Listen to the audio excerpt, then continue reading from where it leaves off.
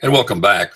The Justice Department this week issued a devastating 157-page report about prosecutorial misconduct.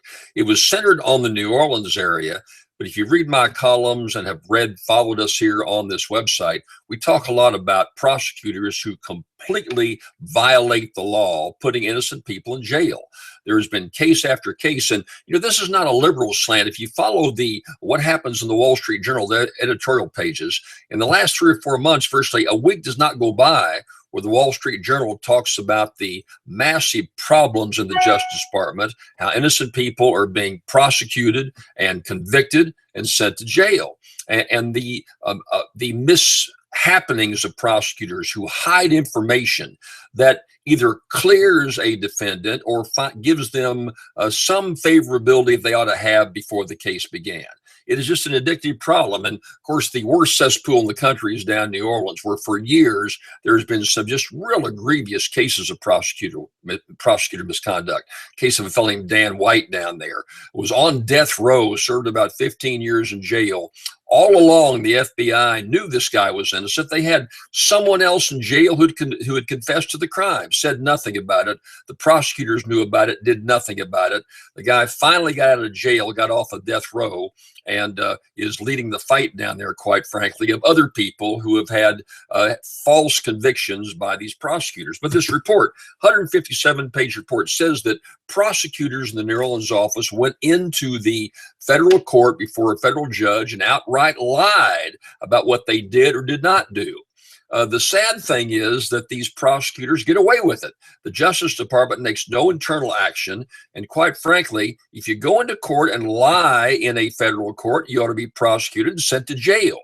If you hide evidence that shows someone is innocent, you ought to be prosecuted and sent to jail.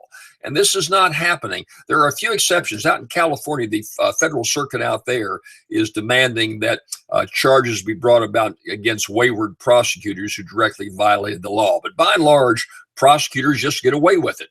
The very egregious situation out in Texas, where a fellow out there is convicted of burning up his house and his children, put to death in Texas. Later found out that the prosecutor had a lot of information there that showed the guy was innocent. That prosecutor, the good news is being investigated. His law license has been taken away, and he could actually be prosecuted, convicted, and go to jail. A great thing, a great sign out that way. Look, most prosecutors I find, and I've been a lawyer for over 50 years, I've been in politics, and I've seen the highs and lows of the judicial system. I can tell you many, many lows I've witnessed and actually been a part of.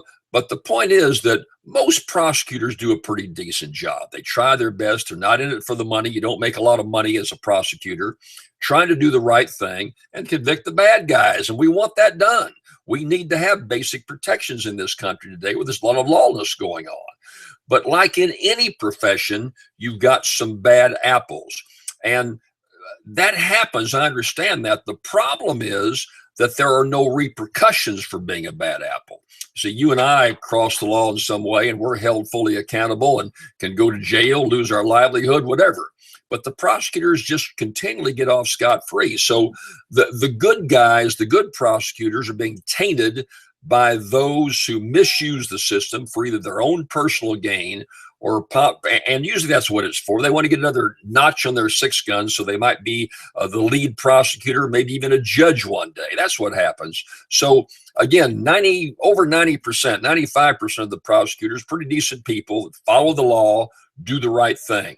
I can name a number of them. I was with a prosecutor in the state system down in New Orleans just last night, and does guy doing a good job. And when he finds that there's been past prosecutorial misconduct, he brings it forth and turns the people loose. And so there are some good prosecutors all over this country, but the bad apples are stinking up the whole mess. And the Justice Department particularly ought to be much more aggressive of identifying these prosecutors, bringing charges against them, saying they get convicted, and if they make someone else go to jail, they ought to go to jail themselves. If they lie in a federal court, ought to go to jail themselves. we are too lenient on prosecutors who are out of control. That's just not my opinion. That's the opinion of the Wall Street Journal, many theorists in the judicial law throughout this country, and many citizens are finding that more and more. We can do a better job, and I'll be right back.